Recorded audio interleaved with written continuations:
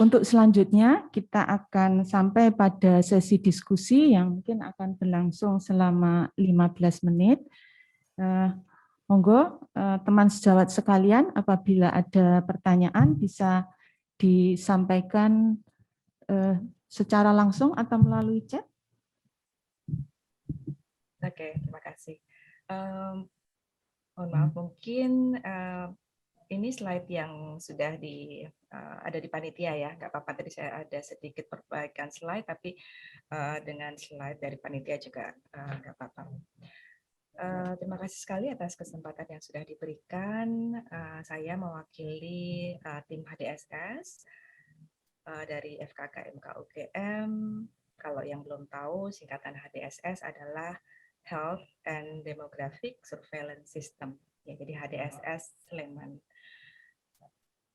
Baik, ya slide. Oke. Suaranya kecil banget ya.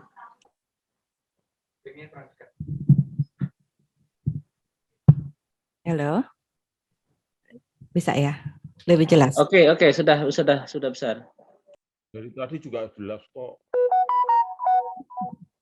Ya, terima kasih. Mohon maaf. Ya, jadi saya akan menyampaikan sedikit untuk perkenalan. HDSS ini merupakan suatu platform, jadi platform penelitian yang ini sudah diinisiasi dan dibiayai oleh FKK MK UGM. HDSS itu sudah ada sejak 2015,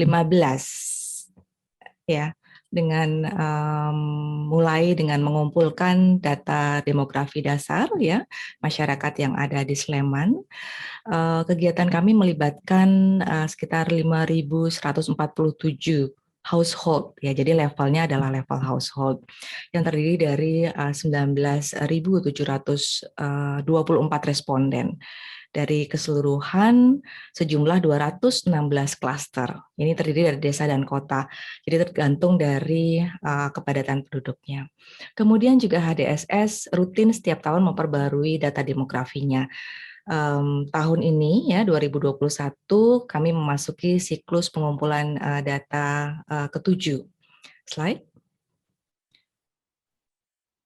Ya, jadi kalau kita lihat Sleman sebagai suatu kabupaten ya, ini terdiri dari 17 kecamatan dan seluruh kecamatan ini akan memiliki tadi ya 216 klaster yang tersebar di seluruh Kabupaten Sleman, dan nanti kepadatan dari klaster itu juga tergantung dari kepadatan populasinya. Slide. Tujuan dari HDSS Sleman pertama adalah membangun surveillance site. Ya, jadi tadi data-data dari household kemudian kita rancang untuk supaya kita bisa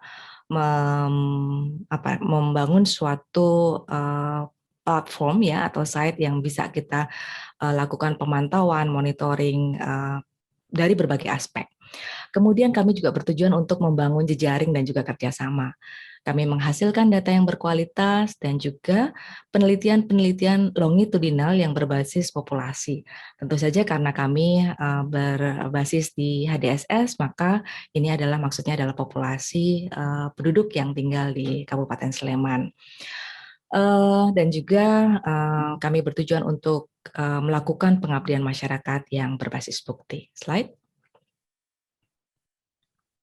Oke, ini hanyalah sebagian kecil dari berbagai kegiatan HDSS Sleman ya.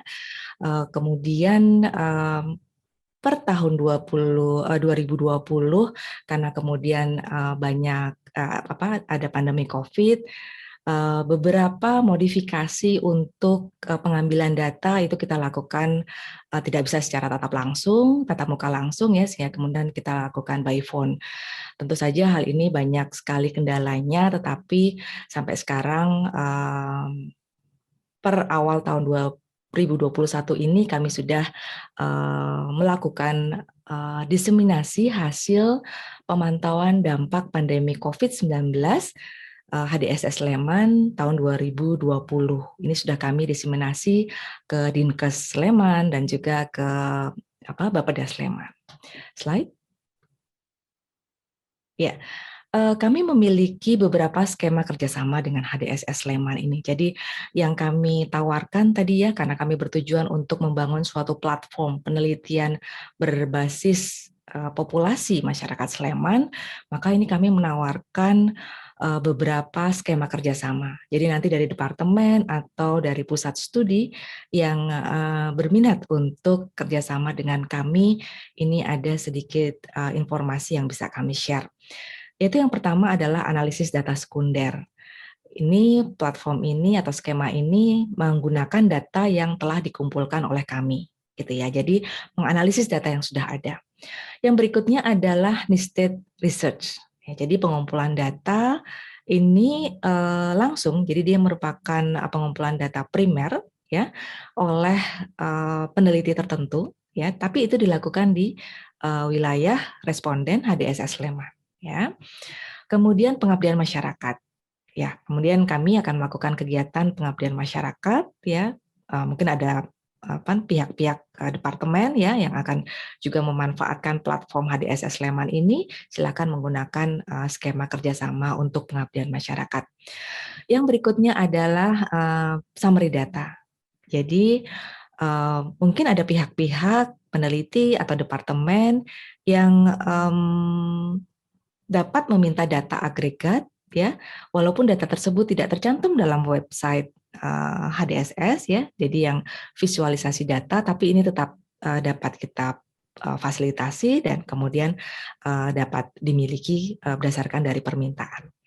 Kemudian pemanfaatan data HDSS sejak mulai ada tahun 2015 sampai 2021 ini sudah ada 54 analisis data sekunder, 21 nested research ya, ada 51 kegiatan pengabdian masyarakat, publikasinya cukup banyak ya, 9 publikasi internasional dan juga 9 publikasi nasional. Ini juga bermanfaat bagi tugas akhir mahasiswa. Jadi ada 18 skripsi, 15 tesis hingga 2 disertasi ya doktoral. Kemudian untuk konferensi ada 6 konferensi internasional yang memanfaatkan data HDSS ini dan juga 7 konferensi nasional. Slide. Ya, saya mohon izin memperkenalkan tim HDSS. Mohon maaf juga karena seharusnya Dr. Ifta sebagai Ketua HDSS Sleman yang akan menyampaikan presentasi ini, tapi beliau sedang ada kegiatan lain yang tidak bisa ditinggalkan. Kami memiliki divisi, ada beberapa divisi, data collection, data utilization, stakeholder engagement, dan juga quality control dengan beberapa orang tim peneliti. Slide. Oke, untuk rencana kegiatan HDSS Sleman tahun 2021 ini, kami merencanakan melanjutkan ya pengumpulan data HDSS Sleman. Kami akan coba dengan metode tatap muka. Setelah 2020 kami melakukannya by phone ya, tapi tahun ini kami akan coba dengan metode tatap muka. Kemudian ada penelitian sintesis, yaitu surveillance system to observe seroconversion to SARS-CoV-2 in human.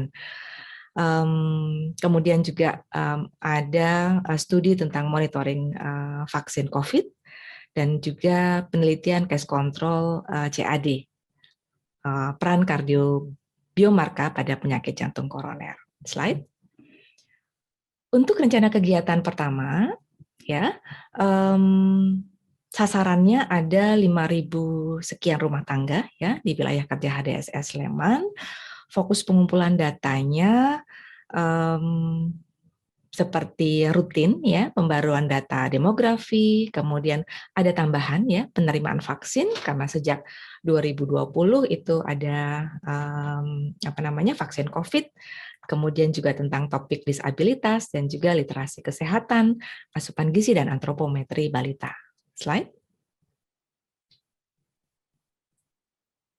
Ya, jadi untuk cara kerja HDSS dalam pengumpulan data, kami memiliki topik dan satu topik itu bisa terdiri dari beberapa modul, gitu ya. Kalau kita lihat ada beberapa modul yang dilakukan rutin, gitu ya, karena ini merupakan data demografi rutin yang sudah ditetapkan oleh HDSS. Tetapi kemudian ada beberapa modul ya dari topik-topik khusus ini yang bisa kita tambah kurangkan ya dari setiap kali periode pengumpulan data. Seperti itu, ini adalah contoh-contoh modul dan waktu pengumpulan data dari sejak tahun 2015. Ini rencananya kalau tabel ini kami tunjukkan sampai data yang kami rencanakan akan dikumpulkan sampai tahun 2024. Slide. Kemudian untuk studi kedua, ini masih untuk penjelasan rencana modul siklus ketujuh ya. Jadi ada beberapa modul ya, termasuk di dalamnya tadi yang kalau rutin untuk pembaruan data demografi, kesehatan reproduksi anak dan balita, penyakit menular, cedera, kemudian juga informasi pengetahuan tentang HIV/AIDS dan juga vaksin ya. Kemudian juga ada subsampel. Jadi ini adalah tambahan atau adjustment dari modul-modul yang sebelumnya mungkin tidak rutin kita lakukan, tapi tahun ini kita rencanakan ada, yaitu health literacy, kesehatan mental, akses layanan kesehatan, dan juga dampak sosial ekonomi. Slide. Dr. Egy, waktunya 1 menit lagi. Oke, terima kasih Dr. Ida. Ya, kedua adalah penelitian sintesis tadi yang sudah saya sampaikan. Kebetulan saya sebagai PI-nya. Tujuan dari penelitian ini untuk mengamati kinetika dari serokonversi pasien SARS-CoV-2 yang berdomisili di Kabupaten Sleman. Yang slide. Ya, ini tadi sudah saya skip ya sebenarnya di slide saya. Slide lagi. Slide lagi. Ini adalah gambaran untuk penelitian sintesis karena kami terdiri dari 3 studi yang cukup besar, kemudian studi untuk monitoring vaksin COVID, gitu ya. Slide. Ini akan dilakukan bersama-sama dengan Litbangkes, ya.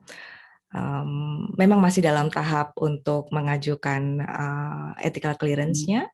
Slide yang terakhir adalah ini studi yang akan dilakukan sebagai PI-nya adalah Dr. Anggoro Budi Hartopo dengan judul penggunaan kardiobiomarker sebagai tambahan faktor risiko standar pada algoritma skor prediksi penyakit jantung koroner, gitu ya. Slide. Saya pikir ini merupakan alur kegiatan dari studi yang PIC-nya tadi Dr. Anggoro. Akan dimulai sekitar Juni 2021 dan penelitian ini sudah berlangsung dari sejak tahun lalu dan ini untuk tahun keduanya. Slide.